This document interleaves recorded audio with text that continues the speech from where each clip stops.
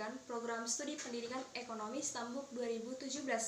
Jadi, tujuan dari video pembelajaran hari ini adalah untuk memenuhi tugas mata kuliah akhir Micro Teaching. Selamat pagi anak-anak. Pagi, Bu. Bagaimana kabar anak-anak pada hari ini? Baik, Bu. Baik, apakah semuanya sudah sarapan? Sudah, Bu.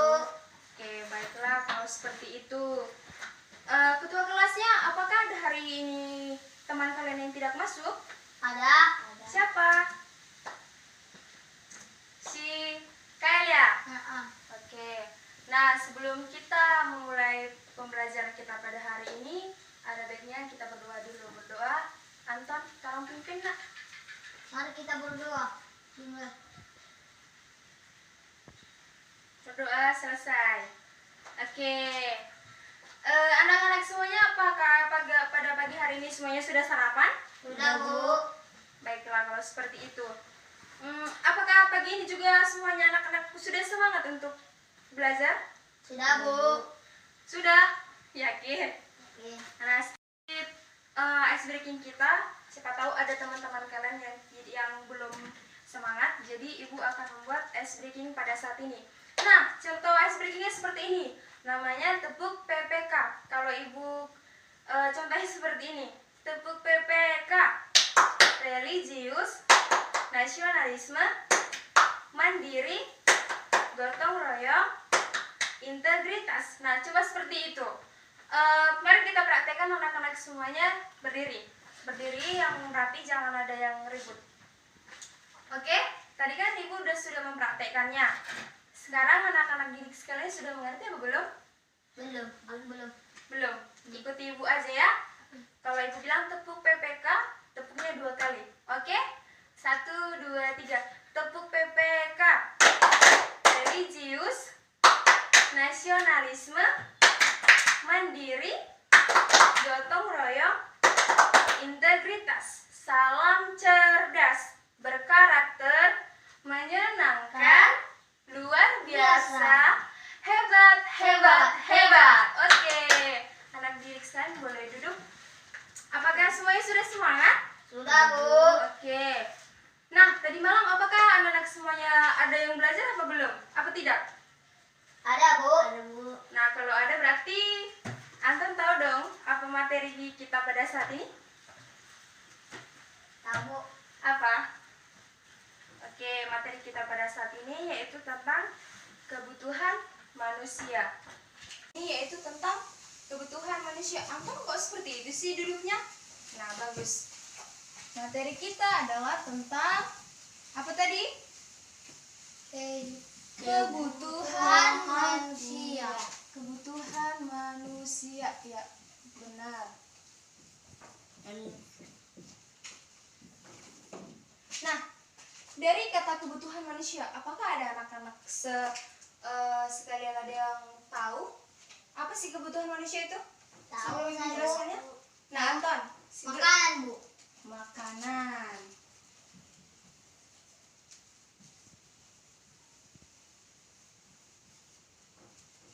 Nah, ada lagi? Ada lagi yang tahu? Tahu apa? Minum. Oke. Udah. Apa lagi? Pakaian. Iya, betul. Malu boleh menulis. Bukan anak. Oke, pakaian. Nah, yang ketiga ini dia termasuk di dalam kebutuhan manusia. Siap. Nah, setelah kita mengetahui apa maksud daripada kebutuhan manusia itu, ibu akan menyimpulkan arti daripada kebutuhan manusia itu. Kebutuhan manusia adalah segala sesuatu yang harus dipenuhi agar dapat melangsungkan kehidupannya. Setelah kita mengetahui kebutuhan manusia, kemudian ada jenis-jenis kebutuhan manusia. Nah, jenis-jenis kebutuhan manusia itu juga ada 5.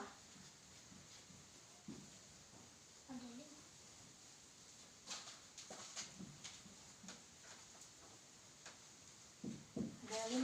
Nah, yang pertama, jenis kebutuhan menurut intensitasnya.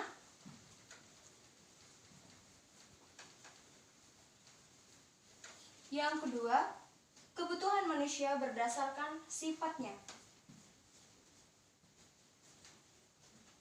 Dan yang ketiga, berdasarkan waktu pemenuhannya.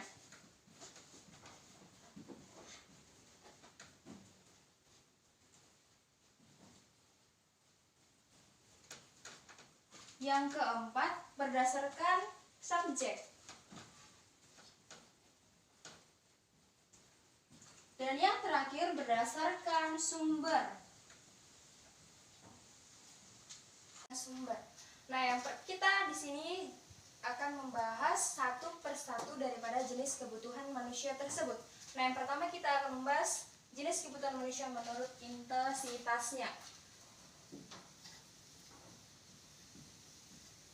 Menurut intensitasnya juga terbagi menjadi 3.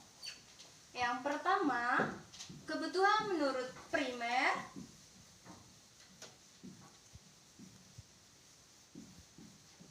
Dan yang kedua, kebutuhan menurut sekunder. Dan yang ketiga, kebutuhan menurut tersier. Nah, yang pertama itu kebutuhan primer. Ada yang tahu apa arti daripada kebutuhan primer tersebut? Tidak ada? Nah, baik, Ibu akan menjelaskannya. Kebutuhan primer itu adalah kebutuhan yang memang harus dipenuhi oleh manusia. Contohnya tadi seperti makanan, minuman, dan pakaian.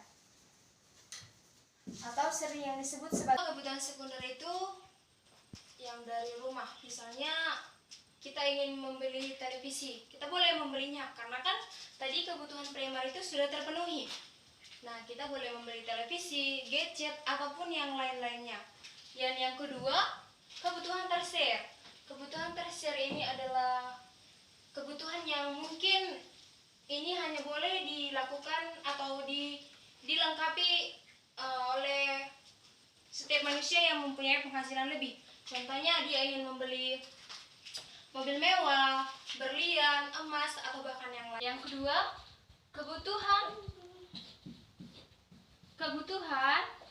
menurut sifatnya. Kebutuhan menurut sifatnya ini juga terbagi menjadi 2, yaitu kebutuhan jasmani dan kebutuhan rohani. Ada yang tahu nggak anak-anak semuanya apa yang dimaksud daripada kebutuhan jasmani maupun rohani ini?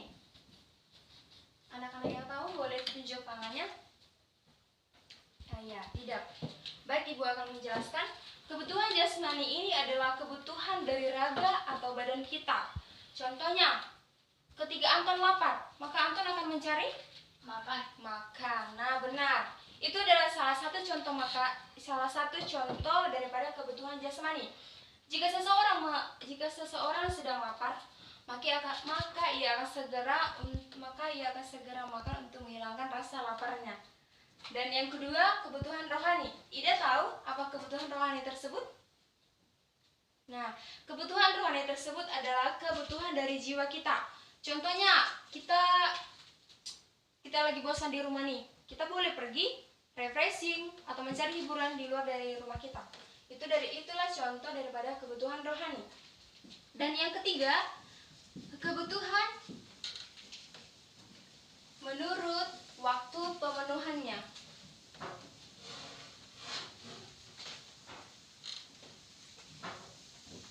Kebutuhan menurut waktu pemenuhan ini juga terbagi menjadi 2, yaitu kebutuhan masa sekarang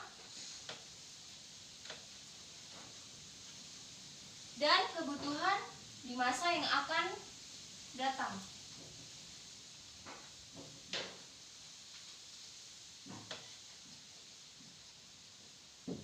Masa yang akan datang. Kebutuhan sekarang yaitu kebutuhan yang harus segera dipenuhi. dan tidak dapat ditunda. Contohnya, jika kita lelah, kita boleh istirahat. Atau jika contohnya tadi seperti Kail kan tadi sedang lagi sakit, makanya dia tidak masuk sekolah, maka dia akan segera berobat. Itulah contoh daripada kebutuhan masa sekarang. Dan yang kedua, kebutuhan masa yang akan datang, yaitu kebutuhan yang pemenuhannya dapat ditunda tapi harus dipikirkan dari sekarang. Contohnya, orang tua kita menabung untuk melanjutkan studi kita atau sekolah kita untuk ke jenjang yang lebih tinggi lagi. Kebutuhan, berhubung ininya sudah penuh, Ibu akan menghapusnya sebentar ya anak-anak. Ya, Bu. Oke. Yang ketiga, kebutuhan menurut waktu pemenuhannya. Nah, spidol Ibu sudah habis, maka Ibu akan menjelaskannya. Oleh anak didik sekalian, harap memperhatikan Ibu, oke? Nah, yang ketiga, kebutuhan menurut waktu pemenuhannya. Kebutuhan menurut waktu pemenuhannya itu ada dua. Yang ketiga, kebutuhan menurut subjeknya. Kebutuhan menurut subjeknya ini juga ada dua, yaitu kebutuhan pribadi dan kebutuhan umum. Kebutuhan pribadi itu contohnya seperti apa sih? Atau tahu? Enggak Iya? tahu. Nggak tahu. Nah, baik, Ibu akan menjelaskannya, yaitu kebutuhan pribadi adalah kebutuhan masing-masing orang atau setiap individu. Contohnya, tanpa makanan tubuh kita akan sakit, dan itu hanya kita yang merasakannya, bukan? Nah, itu contoh daripada kebutuhan pribadi. Dan yang kedua, kebutuhan umum. Kebutuhan umum adalah kebutuhan akan barang dan jasa dan dapat dirasakan secara bersama-sama. Contohnya sekolah. Sekolah kan kita dapat menikmatinya secara bersama-sama. Sekolah, rumah sakit, jalan raya, ataupun yang lainnya. Dan yang terakhir, kebutuhan menurut sumbernya. Kebutuhan menurut sumbernya juga terbagi menjadi dua, yaitu kebutuhan sosial, kebutuhan psikologis, dan kebutuhan psikologis. Kebutuhan sosial adalah kebutuhan yang timbul akibat adanya pengaruh lingkungan sekitar. Dengan adanya tetangga yang memiliki perhiasan banyak, maka kita juga akan muncul rasa ingin memiliki juga. Contohnya seperti itu. Apakah sampai di sini anak-anak semuanya paham? Enggak, Bu. Enggak. Tidak, di bagian mananya kurang paham? Oke. Atau sudah paham, Nak? Ya, Bu. Ibu akan melanjutkannya daripada kebutuhan menurut sumbernya. Tadi kan kebutuhan sosial sudah. Nah, sekarang masuk kebutuhan psikologis. Kebutuhan psikologis yaitu kebutuhan yang timbul murni dari seseorang. Contohnya, seseorang anak itu tentu membutuhkan kasih sayang daripada orang tuanya. Nah, hal itu termasuk daripada kebutuhan psikologis. Ya. Dan yang ketiga, kita sudah selesai mempelajari tentang jenis-jenis kebutuhan manusia. Kita akan masuk bagian-bagian faktor yang mempengaruhi kebutuhan manusia. Nah, yang pertama, tingkat kemajuan peradaban. Tingkat kemajuan peradaban yaitu perkembangan kebutuhan saat ini. Contohnya, dahulu itu kan surat untuk mengasih kabar kepada orang tua kita atau kepada saudara-saudara kita yang jauh. Nah, tetapi sekarang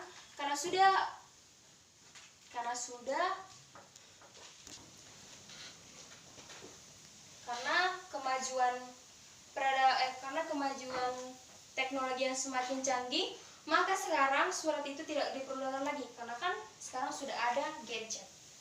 Di mana saja ataupun kapan saja kita boleh memberikan kabar kita kepada orang-orang yang kita kenal. Nah, tadi sampai di mana kita, anak-anak?